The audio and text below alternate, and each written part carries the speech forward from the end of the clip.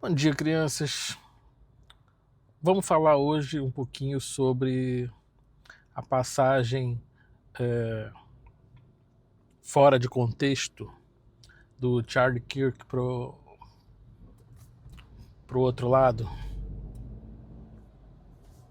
Vamos conversar um pouquinho sobre isso, porque ontem aconteceu uma coisa meio sui generis e num bate-papo com um amigo que me fez pensar bastante a respeito disso.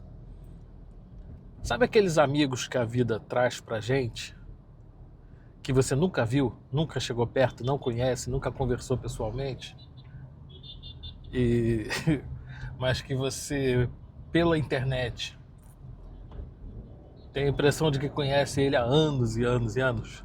Pois é, eu tenho vários assim, talvez seja um defeito meu. E ontem, um deles, num bate-papo que eu comentei a respeito do atentado bem sucedido contra o Charlie Kirk lá nos Estados Unidos,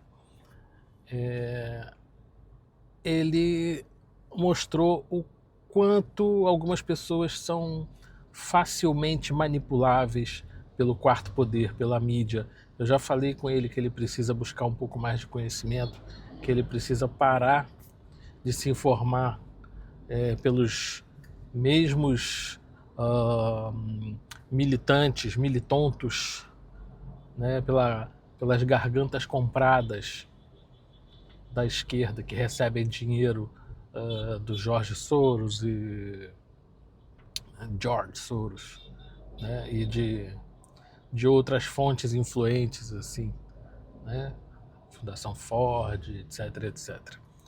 Me dá um pouco de pena de ver que a pessoa não consegue absorver certas informações. Eu comentei que ele foi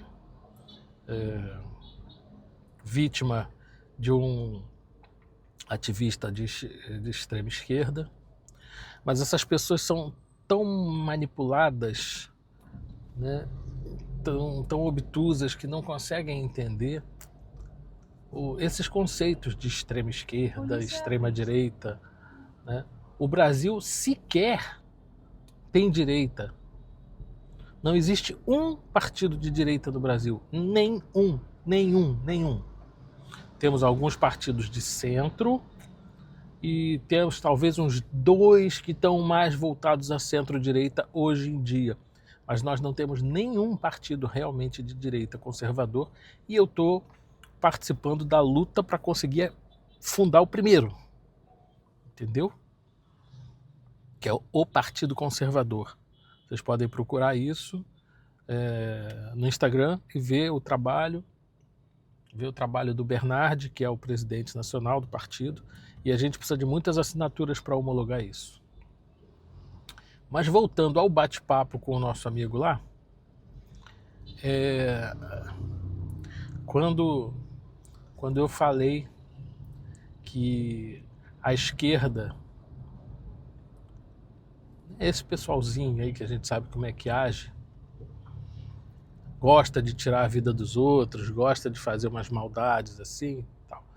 Aí ele falou que, segundo consta, é a direita que fica se reunindo para combinar como matar os outros, não sei o que, bababá. Aí eu falei cá comigo assim, falei, gente, de onde esse cara tirou isso? A direita combina para matar os outros, a direita defende a vida. A direita defende o seu direito de se defender, mas a direita não conspira para tirar vidas alheias. Isso é contra todo o regramento do conservadorismo. A menos que a sua vida, da sua família, dos seus entes queridos esteja em risco.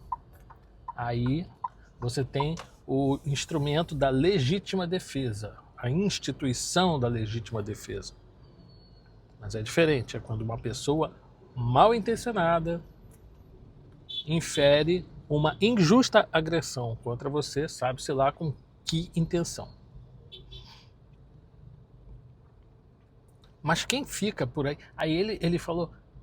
Ele jogou essa conversinha querendo falar a respeito daquelas mentiras inventadas pelo Gabinete do Amor, né, de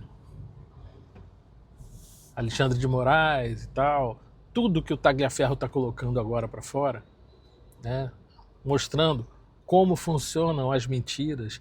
E ele acha que a mídia está certa, ele acha que a Globo está certa, a CNN está certa, Metrópolis. Metrópolis é um dos poucos que dá voz aos dois lados, é estranho isso, mas existe. Então ele se deixou emprenhar por essa conversinha. E ele já está de, sei lá, 8 meses dessa conversinha. De punhal verde e amarelo. De, sei lá, como é que é? Operação Copa, sei lá, como é que é os nomes que eles inventaram lá para justificar uma maluquice, né? Uma equipe de profissionais altamente treinados em operações secretas que não consegue levar uma operação até o final porque não tem um táxi. Só no Brasil. Como assim, cara? Você trava uma operação secreta em andamento porque não achou um táxi. E o cara acredita, bicho, pelo amor de Deus. Já está tudo mais do que provado que essas provas foram forjadas, que nada disso é real, tudo isso foi invenção na intenção de eliminar a concorrência. Por que vocês acham que ele queria colocar o Bolsonaro na papuda? Porque sabe que lá ele não sai vivo. Lá os amiguinhos dele, né, o pessoal do PCC, vai estar lá pronto para assassinar o cara na primeira semana. E aí o que aconteceu? Não, escorregou e caiu, bateu com a cabeça. A gente conhece o modus operandi, mas as pessoas que se emprenham pela mídia comprada esquerdista acreditam nos homicídios do amor. É tão simples, tão fácil o homicídio do amor, como esse de ontem, do Charlie Kirk. E aí ele falou que é a direita que costuma fazer isso. Aí eu falei, bom, deveria dizer isso então para o Miguel Uribe, né? Candidato da direita, pré-candidato, bem colocado nas pesquisas. E o que aconteceu com ele? Um moleque de 14 anos emprenhado pela mentalidade esquerdopata, esquerdemente, esquerdoente, deu um tiro na cabeça dele. E ele passou meses agonizando antes de ir a óbito.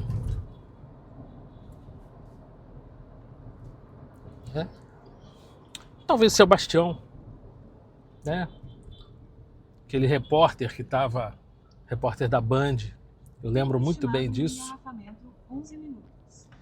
que estava cobrindo as manifestações dos Black Blocs. Black Bloc de direita, garoto, vamos nessa. Os Black Blocs estavam fazendo aquela zona lá e ele tomou um rojão na cabeça e foi a óbito. O que mais? A gente pode falar do próprio Bolsonaro, né? Que tomou uma facada e está até hoje sofrendo as consequências da facada que ele tomou, dada por um cara que era militante do PSOL, que teve a sua entrada autorizada na Câmara, no mesmo horário que ele estava esfaqueando o Bolsonaro, ele teve a sua entrada autorizada na Câmara, lá em Brasília, por um deputado do PSOL. Mas quem mandou matar o Bolsonaro? Não, é um lobo solitário. Tá, por isso que ele tinha entrado na Câmara na mesma hora para fazer o álibi. Sei. Né? Quem mais? Tem mais gente nessa história aí. Se for colocar na Venezuela, vai dar uma lista de uma centena. Agora me fala um militante de esquerda, um que tenha sido repassado. A gente pode falar do Donald Trump, que teve pelo menos 2 tentativas de homicídio nesse período, né? Agora há pouquíssimo tempo.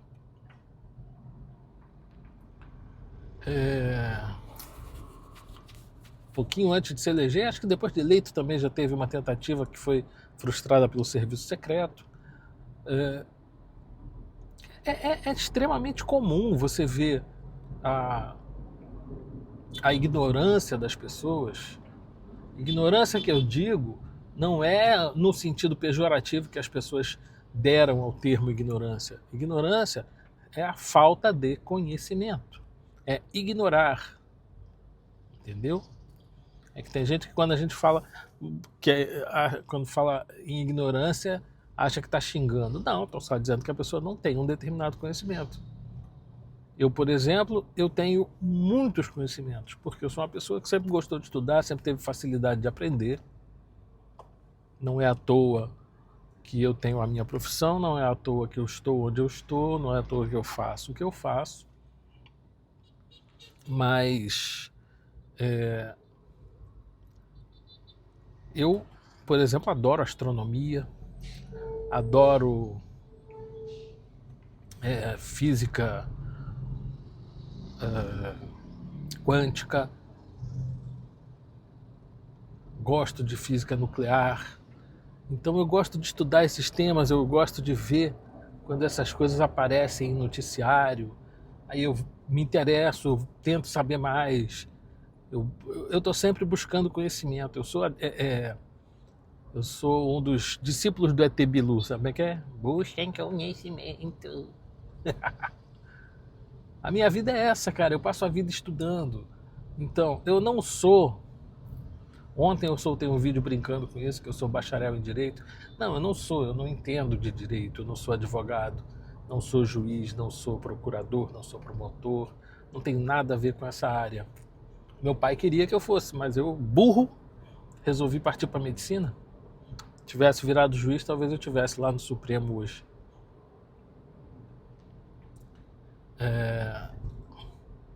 Mas eu decidi que eu ia ser médico mesmo. Então, por enquanto, eu sou só um conselheiro do CREMERGE e tento fazer a minha parte. Mas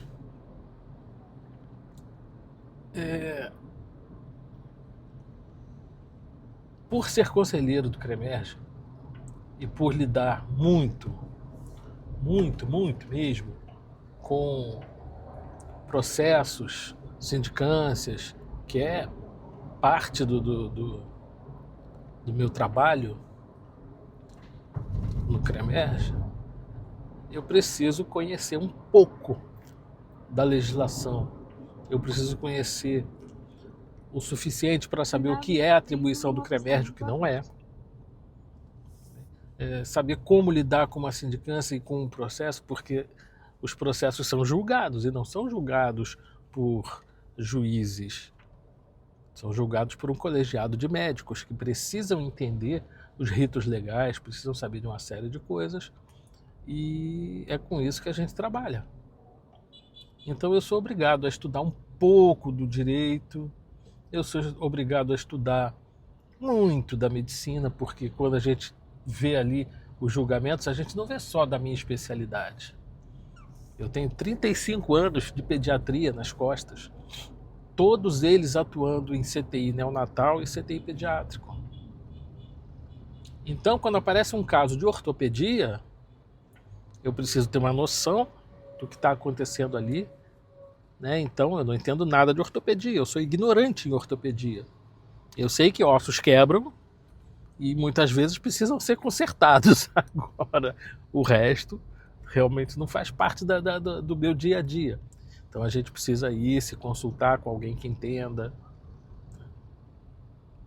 Eu não entendo de cirurgia, eu não entendo de neurocirurgia, não entendo de câncer, não entendo de uma série de outras coisas, e a gente tenta aprender, né?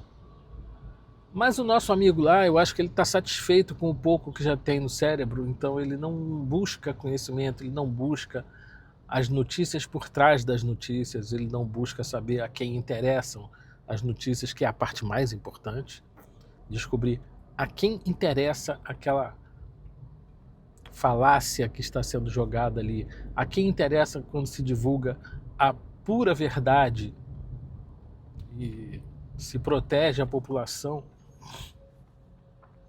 de ser enganada pela mídia. Né? Em quais momentos a verdade de verdade deve ser divulgada ou não. Né?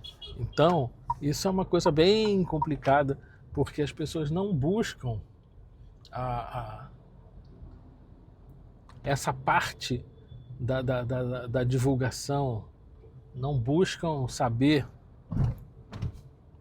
o que é a parte mais séria, a parte mais profunda, entendeu?